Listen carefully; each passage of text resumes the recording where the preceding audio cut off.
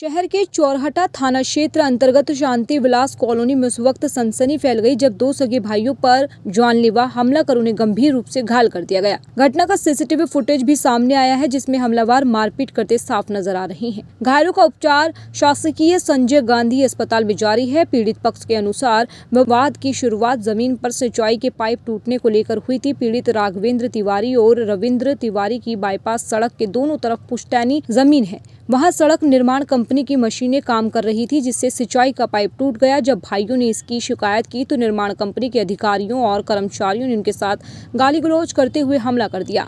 इस मामले में पुलिस की भूमिका पर गंभीर सवाल खड़े हो रहे हैं। पीड़ित के भाई का आरोप है कि चौरहटा पुलिस आरोपियों को संरक्षण दे रही है। उनका कहना है कि पुलिस प्रोजेक्ट मैनेजर नवीन का नाम FIR में दर्ज नहीं करने को कह रही है। मामले को रफा दफा करने के लिए सामान्य धाराओं में केस दर्ज करने की बात कही जा रही है। परिजनों की मांग है कि हमला जानलेवा था, इसलिए धारा 307 हत्या का प्रयास के तहत मामला दर्ज हो। चौरहटा थाना प्रभारी आशीष मिश्रा ने बताया कि पीड़ित के साथ उसके भाई रविंद्र तिवारी थाने आए थे और FIR दर्ज की जा रही थी। हालांकि पीड़ित पक्ष धारा 307 लगाने की जिद पर अड़ा था। हमने उन्हें समझाया कि फिलहाल मारपीट की धाराओं में केस दर्ज कर लेते हैं, जैसे ही MLC रिपोर्ट आएगी चोटों की गंभीरता के आधार पर धाराएं बढ़ा दी जाएंगी, लेकिन वे तैयार नहीं हुए और बिना FIR कराए चले गए। पुलिस को घटना स्थल के पास का एक सीसीटीवी फुटेज प्राप्त हुआ है। पुलिस का कहना है कि फुटेज के आधार पर हमलावरों की पहचान की जा रही है और दोषियों पर उचित वैधानिक कार्रवाई की जाएगी। फिलहाल अस्पताल में भर्ती एक भाई का इलाज चल रहा है। एक भाई को डिस्चार्ज कर दिया गया है।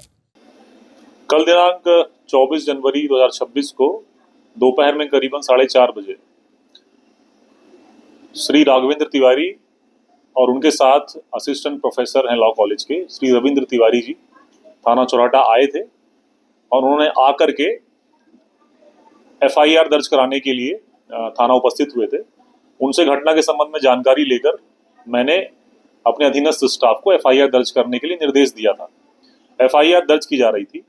FIR दर्ज कराने के दौरान ही श्री रविंद्र तिवारी जी जो असिस्टेंट प्रोफेसर हैं, ऐसा उन्होंने बताया यहाँ विधि महाविद्यालय रीवा में, उन्होंने कहा कि आप धारा 307 का अपराध दर्ज करें, उसी स्थिति में मैं FIR दर्ज कराऊंगा, अन्यथा नहीं कराऊंगा।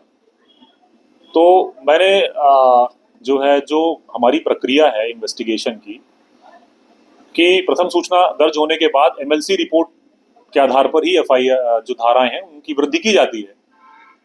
डॉक्टर का जो ओपिनियन आता है उसी के आधार पर धारा बढ़ जाती है। मैंने उनको ऐसा अवगत कराया तो वो इस बात से सहमत नहीं हुए और वो बिना FIR दर्ज कराए ही थाने से चले गए। मेरे दो भाइयों के साथ बाईपास में निर्माण करने वाली कंपनी KCC बिल्डकॉन उसके अधिकारी और कर्मचारियों ने मारपीट करी, उनके ऊपर प्राणघातक हमला किया है।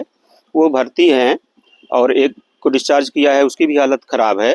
तो मैं रिपोर्ट लिखाने गया था थाने। पहले तो मैंने TI साहब से फ़ोन में बात करी कि मैं आ जाता हूँ रिपोर्ट लिखाने, तो उन्होंने कहा नहीं, जब तक पीड़ित नहीं आएगा तब तक रिपोर्ट नहीं होगी। तो मैंने आग्रह भी किया कि नहीं, ऐसा तो कानून व्यवस्था नहीं है। कानून व्यवस्था में जिसको भी सूचना हो वो दे सकता है, आप दर्ज कर लें।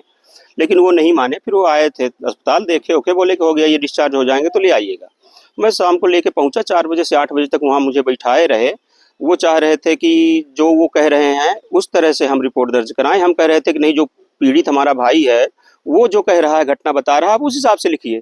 वो नहीं सहमत हुए। उस कंपनी के GM भी वहाँ मिले, TI साहब के पास बैठे थे, मुझसे भी कह रहे थे कि वो जो नवीन जी हैं प्रोजेक्ट मैनेजर, जब उनका नाम नहीं आना चाहिए, उनको किसी तरह से बचाना है और गंभीर मामला ना बने, ऐसा कुछ कर लीजिए। तो मैं तैयार नहीं हुआ। और फिर TI साहब उसके बाद डॉक्टर साहब के पास आए, बोले कि जब हम डॉक्टर की ओपिनियन ले लेंगे उसके बाद प्राथमिकी दर्ज करेंगे। तो मैंने फिर आग्रह किया कि नहीं भाई साहब, जब कानून में व्यवस्था है कि पहले जो अगर कोई प्राथमिकी दर्ज करानी है आप कर लीजिए, उसके बाद फिर आप उसके तथ्यों की जांच कर लीजिए, इन्वेस्टिगेशन कर लीजिएगा, और जो भी आएगा तो जो काट छांट आपको करना होगा तो बाद में करिएगा। अभी तो भर्ती हैं हमारे भाई, जब वो डिस्चार्ज होंगे तब तो डॉक्टर फाइनल रिपोर्ट देगा। अभी आप कैसे फाइनल रिपोर्ट डॉक्टर की ले लेंगे? तो अभी फिर उन्होंने कहा नहीं, ऐसे नहीं होगी FIR। तो फिर हम 4 घंटे बैठने के बाद वहाँ से चले आए। FIR ना होने के कारण अब दुखी हैं। तो अब हम यहाँ, अब चूंकि हालांकि संडे है, फिर भी आए हैं कि अगर हो सकता है SP साहब आएँ तो उनसे बात करके आग्रह विनय करता कि भाई हमारी FIR करवा दीजिए किसी तरह से। तो अब आज रविवार है, कल भी गणतंत्र दिवस में होती है मुलाकात, नहीं तो जब तक हिम्मत है तो बैठा हूँ, जब हिम्मत हार जाऊंगा तो यहाँ से भी चला जाऊंगा।